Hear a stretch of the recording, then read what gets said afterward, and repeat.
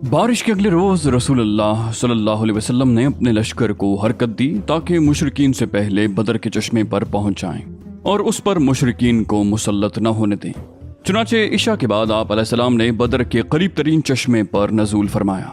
इस मौके पर हजरत हबाब बिन मुंज़िर ने एक माहिर फौजी की हैसियत से दरियाफ्त किया कि या रसूलल्लाह, क्या उस मकाम पर आप अल्लाह के हुक्म से नाजिल हुए हैं कि हमारे लिए उससे आगे पीछे हटने की कोई गुंजाइश नहीं, या आपने इसे महज एक जंगी हिकमत अमली के तौर पर इख्तियार फरमाया है? आप अलैहिस्सलाम ने फरमाया, ये महज जंगी हिकमत अमली के तौर पर है। उन्होंने कहा, यह मुनासिब जगह नहीं है।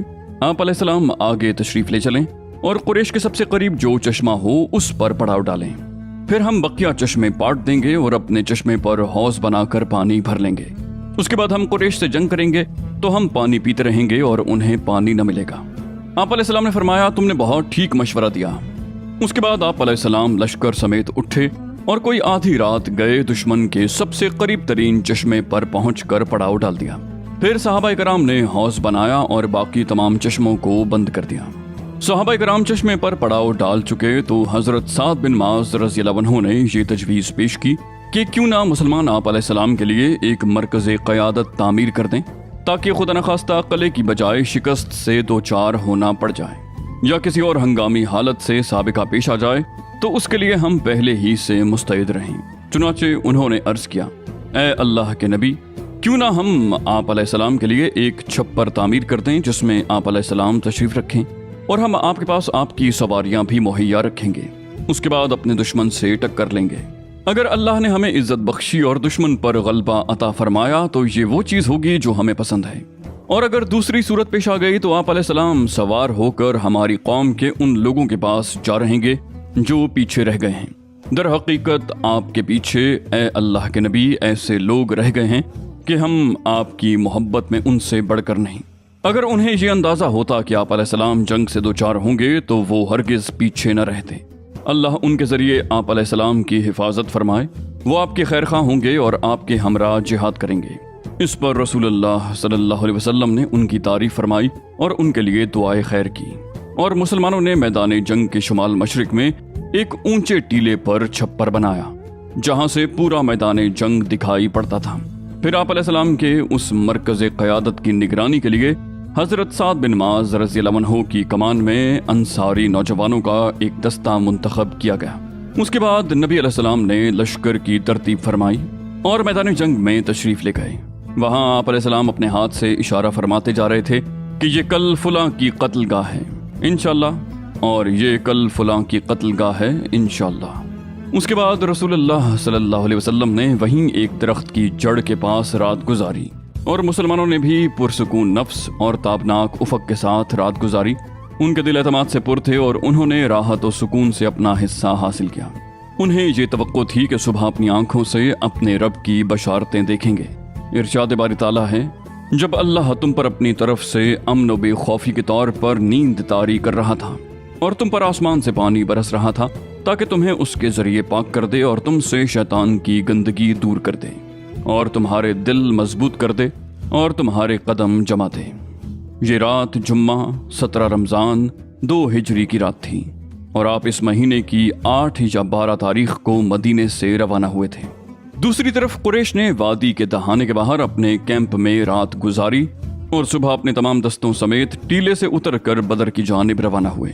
एक गिरोह रसूलुल्लाह सल्लल्लाहु अलैहि वसल्लम के हौज की जानिब बढ़ा। आप अलैहिस्सलाम ने फरमाया, इन्हें छोड़ दो, मगर इनमें से जिसने भी पानी पिया वो इस जंग में मारा गया। सिर्फ हकीम बिन हुजाम बाकी बचा जो बाद में मुसलमान हुआ और बहुत अच्छा मुसलमान हुआ। उसका दस्तूर था कि जब बहुत पुख्ता कसम खानी होती तो कहता, कसम है उस जात की जिसने मुझे बदर के दिन से निजात दी।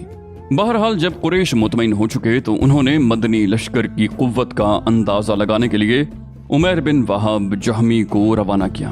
उमैर ने घोड़े पर सवार होकर लश्कर का चक्कर लगाया, फिर वापस जाकर बोला, कुछ कम या कुछ ज्यादा 300 आदमी हैं, लेकिन जरा ठहरो, मैं देख लूं उनकी कमीनगाह या कुमक तो नहीं।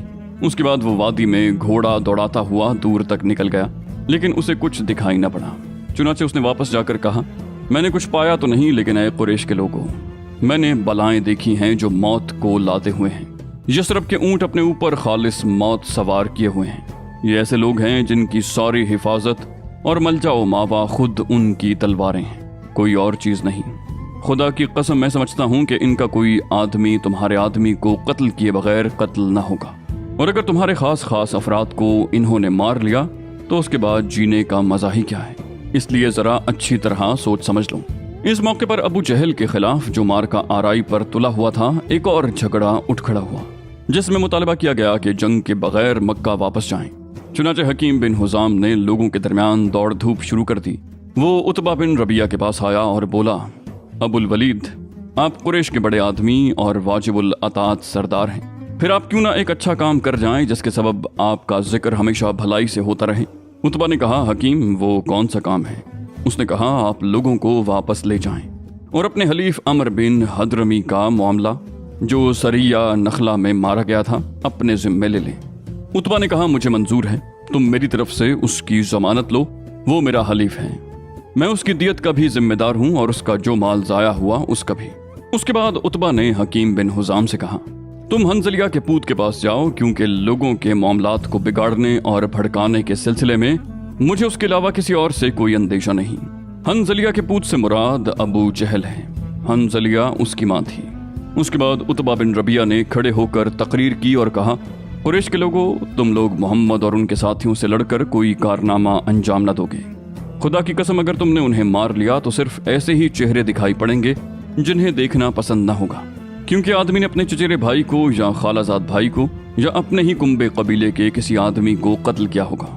اس لیے واپس چلو اور محمد اور سارے عرب سے کنارہ کش رہو۔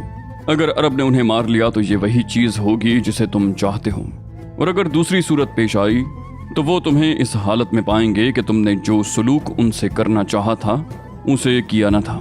ادھر حکیم بن حزام ابو جہل کے پاس پہنچا تو ابو جہل اپنی ذرہ درست کر رہا تھا۔ حکیم نے کہا کہ اے ابو الحکم، مجھے عتبہ نے تمہارے پاس یہ پیغام دے کر بھیجا ہے۔ ابو جہل نے کہا، خدا کی قسم، محمد اور اس کے ساتھیوں کو دیکھ کر عتبہ کا سینہ سوج آیا ہے، ہرگز نہیں، باخدا ہم واپس نہ ہوں گے یہاں تک کہ اللہ ہمارے اور محمد کے درمیان فیصلہ فرما دے۔ عتبہ نے جو کہا ہے محض اس لیے کہا ہے کہ وہ محمد اور اس کے ساتھیوں کو اونٹ خور سمجھتا ہے، اور خود عتبہ کا بیٹا بھی انہی کے درمیان ہے، اس لیے وہ تمہیں ان سے ڈراتا ہے۔ عتبہ کے صاحبزادے ابو حذیفہ قدیم الاسلام تھے اور ہجرت کر کے مدینہ تشریف لا چکے تھے۔ عتبہ کو جب پتہ چلا کہ ابو جہل کہتا ہے خدا کی قسم عتبہ کا سینہ سوج آیا ہے، تو بولا، اس سرین پر خوشبو لگا کر بزدلی کا مظاہرہ کرنے والے کو بہت جلد معلوم ہو جائے گا کہ کس کا سینہ سوج آیا ہے، میرا یا اس کا۔ ادھر ابو جہل نے اس خوف سے کہ کہیں یہ مارزا طاقتور نہ ہو جائے، اس گفتگو کے بعد جھٹ عامر بن حضرمی کو، جو سریہ عبداللہ بن جہش کے مقتول عمر بن حضرمی کا بھائی تھا، بلا بھیجا اور کہا کہ یہ تمہارا حلیف عتبہ چاہتا ہے کہ لوگوں کو واپس لے جائے، حالانکہ تم اپنا انتقام اپنی آنکھوں سے دیکھ چکے ہو، لہٰذا اٹھو اور اپنی مظلومیت اور اپنے بھائی کے قتل کی دہائی دو۔ اس پر عامر اٹھا اور سرین سے کپڑا اٹھا کر چیخا، واہ امرا، ہائے امر، ہائے امر۔ اس پر قوم گرم ہو گئی، ان کا معاملہ سنگین اور ان کا ارادہ جنگ پختہ ہو گیا، اور عتبہ نے جس سوجھ بوجھ کی دعوت دی تھی وہ رائے گاں گئی۔ اس طرح ہوش پر جوش غالب آ گیا اور یہ مارزہ بھی بے نتیجہ رہا۔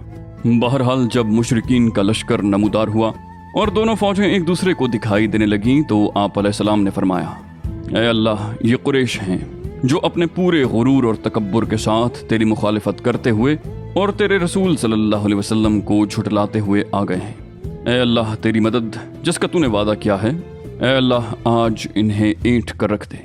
نیز رسول اللہ صلی اللہ علیہ وسلم نے عتبہ بن ربیعہ کو اس کے ایک سرخ اونٹ پر دیکھ کر فرمایا، اگر قوم میں سے کسی کے پاس خیر ہے تو سرخ اونٹ والے کے پاس ہے، اگر لوگوں نے اس کی بات مان لی تو صحیح راہ پائیں گے۔ اس موقع پر رسول اللہ صلی اللہ علیہ وسلم نے مسلمانوں کی صفیں درست فرمائیں۔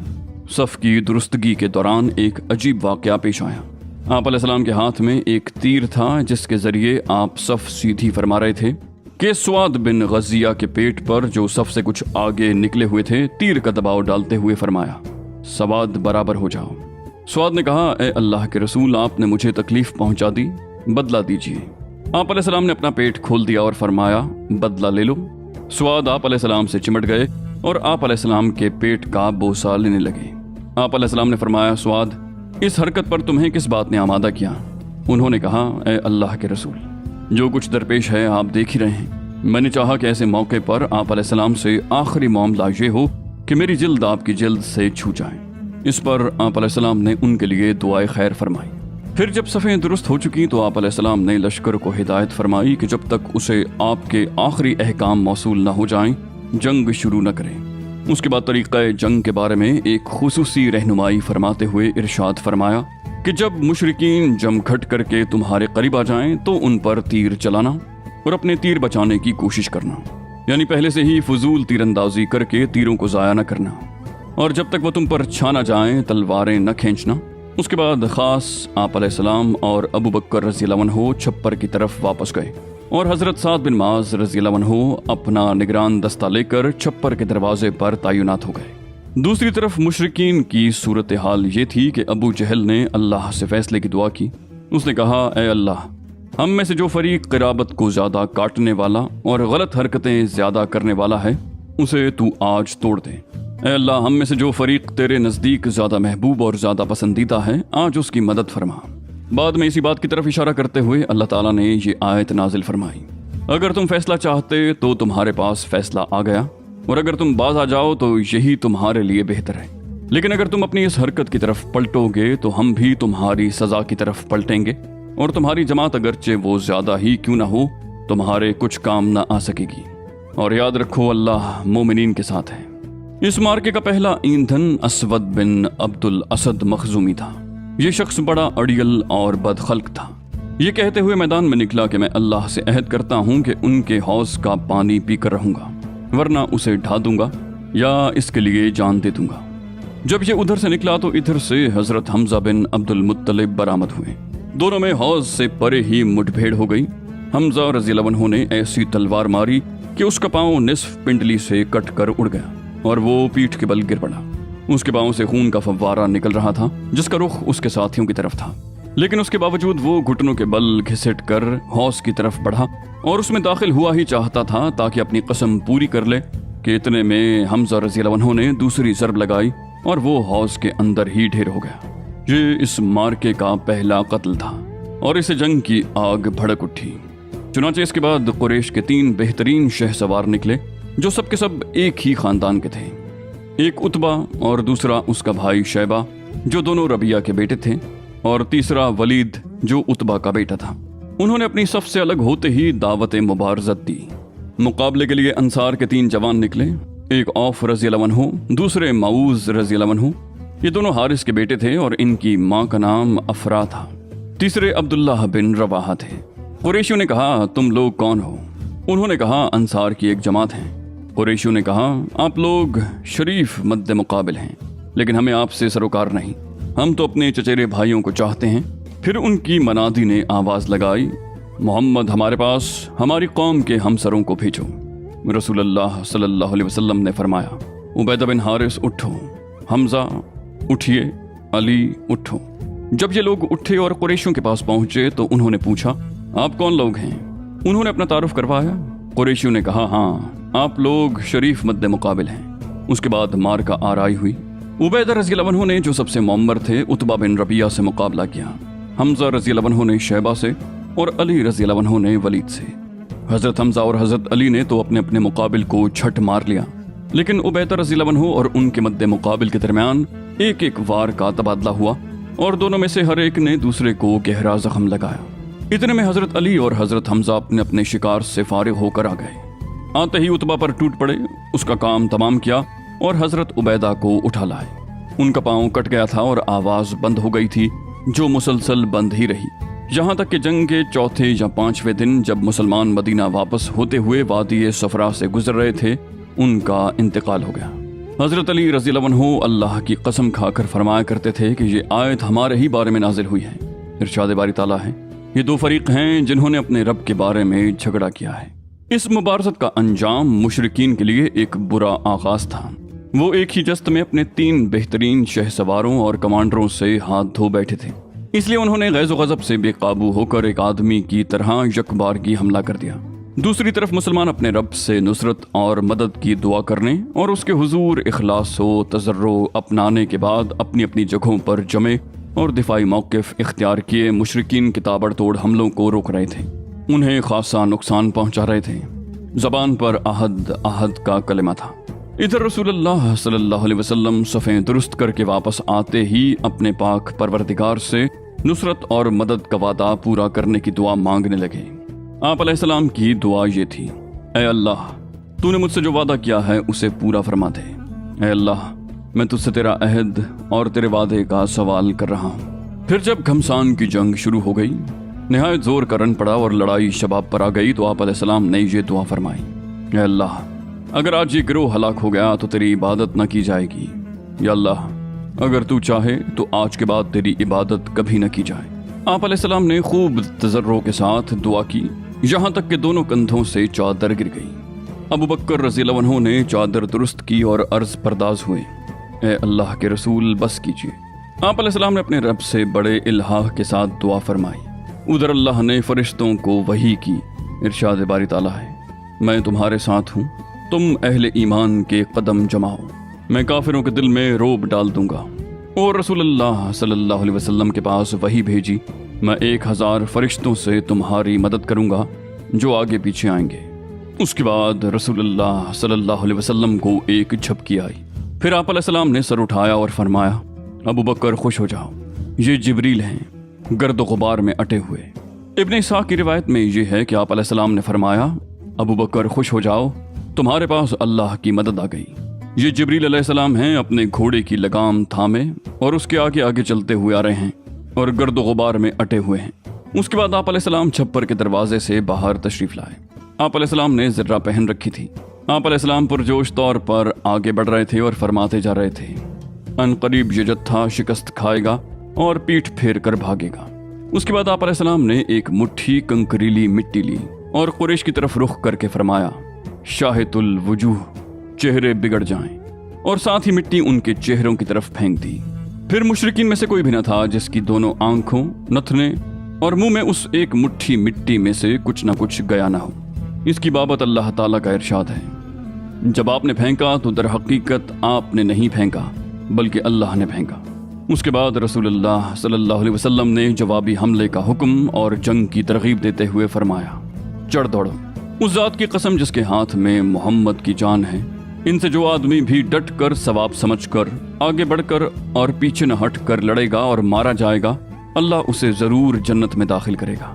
آپ نے قتال پر ابھارتے ہوئے یہ بھی فرمایا: اس جنت کی طرف اٹھو جس کی پہنائیاں آسمانوں اور زمین کے برابر ہیں۔ آپ علیہ السلام کی یہ بات سن کر عمیر بن حمام نے کہا: بہت خوب، بہت خوب۔ آپ علیہ السلام نے فرمایا: تم بہت خوب کیوں کہہ رہے ہو؟ انہوں نے کہا: نہیں، خدا کی قسم اے اللہ کے رسول، کوئی بات نہیں سوائے اس کے کہ مجھے توقع ہے کہ میں بھی اسی جنت والوں میں سے ہوں گا۔ آپ علیہ السلام نے فرمایا: تم بھی اسی جنت والوں میں سے ہو۔ اس کے بعد وہ اپنے توشدان سے کچھ کھجوریں نکال کر کھانے لگے۔ پھر بولے: اگر میں اتنی دیر تک زندہ رہا کہ اپنی یہ کھجوریں کھا لوں تو یہ تو لمبی زندگی ہو جائے گی۔ چنانچہ ان کے پاس جو کھجوریں تھیں انہیں پھینک دیا، پھر مشرقین سے لڑتے لڑتے شہید ہو گئے۔ اسی طرح مشہور خاتون افرا کے صاحبزادے عوف بن حارث نے دریافت کیا کہ اے اللہ کے رسول، پروردگار اپنے بندے کی کس بات سے خوش ہوتا ہے، مسکراتا ہے؟ آپ علیہ السلام نے فرمایا: اس بات سے کہ بندہ خالی جسم یعنی بغیر حفاظتی ہتھیار پہنے اپنا ہاتھ دشمن کے اندر ڈبو دے۔ یہ سن کر عوف نے اپنے بدن سے زرہ اتار پھینکی اور تلوار لے کر دشمن پر ٹوٹ پڑے اور لڑتے لڑتے شہید ہو گئے۔ جس وقت آپ علیہ السلام نے جوابی حملے کا حکم صادر فرمایا، دشمن کے حملوں کی تیزی جا چکی تھی اور ان کا جوش و خروش سرد پڑ رہا تھا۔ اس لیے یہ باحکمت منصوبہ مسلمانوں کی پوزیشن مضبوط کرنے میں بہت مؤثر ثابت ہوا، کیونکہ صحابہ کرام کو جب حملہ آور ہونے کا حکم ملا اور ابھی ان کا جوش جہاد شباب پر تھا تو انہوں نے نہایت سخت، تند اور صفایا کن حملہ کیا۔ وہ صفوں کی صفیں درہم برہم کرتے اور گردنیں کاٹتے آگے بڑھے۔ ان کے جوش و خروش میں یہ دیکھ کر مزید تیزی آ گئی کہ آپ علیہ السلام بنفس نفیس زرہ پہنے تیز تیز چلتے تشریف لا رہے ہیں اور پورے یقین اور صراحت کے ساتھ فرما رہے ہیں کہ ان قریب یہ جتھا شکست کھائے گا اور پیٹھ پھیر کر بھاگے گا۔ اس لیے مسلمانوں نے نہایت پرجوش اور پرخروش لڑائی لڑی اور فرشتوں نے بھی ان کی مدد فرمائی۔ چنانچہ ابن سعد کی روایت میں حضرت اکرمہ رضی اللہ عنہ سے مروی ہے کہ اس دن آدمی کا سر کٹ کر گرتا اور یہ پتہ نہ چلتا کہ اسے کس نے مارا، اور آدمی کا ہاتھ کٹ کر گرتا اور یہ پتہ نہ چلتا کہ اسے کس نے کاٹا۔ ابن عباس رضی اللہ عنہ فرماتے ہیں کہ ایک مسلمان ایک مشرک کا تعاقب کر رہا تھا کہ اچانک اس مشرک کے اوپر کوڑے کی مار پڑنے کی آواز آئی اور ایک شہسوار کی آواز سنائی پڑی جو کہہ رہا تھا، ہزوم، آگے بڑھ۔ مسلمان نے مشرک کو اپنے آگے دیکھا کہ وہ چت گرا، لپک کر دیکھا تو اس کی ناک پر چوٹ کا نشان تھا، چہرہ پھٹا ہوا تھا جیسے کوڑے سے مارا گیا ہو، اور یہ سب کا سب ہرا پڑ گیا تھا۔ اس انصاری مسلمان نے آ کر رسول اللہ صلی اللہ علیہ وسلم سے یہ ماجرا بیان فرمایا تو آپ نے فرمایا، تم سچ کہتے ہو، یہ تیسرے آسمان کی مدد تھی۔ ابو داؤد مازنی کہتے ہیں کہ میں ایک مشرک کو مارنے کے لیے دوڑ رہا تھا کہ اچانک اس کا سر میری تلوار پہنچنے سے پہلے ہی کٹ کر گر گیا۔ میں سمجھ گیا کہ اسے میری بجائے کسی اور نے قتل کیا ہے۔ ایک انصاری حضرت عباس بن عبد المطلب کو قید کر کے لایا۔ عباس رضی اللہ عنہ کہنے لگے، واللہ مجھے اس نے قید نہیں کیا، مجھے تو ایک بے بال کے سر والے آدمی نے قید کیا ہے جو نہایت خوبرو تھا اور ایک چتکبرے گھوڑے پر سوار تھا۔ اب میں اسے لوگوں میں نہیں دیکھ رہا۔ انصاری نے کہا، اے اللہ کے رسول، انہیں میں نے قید کیا ہے۔ آپ علیہ السلام نے فرمایا، خاموش رہو، اللہ نے ایک بزرگ فرشتے سے تمہاری مدد فرمائی ہے۔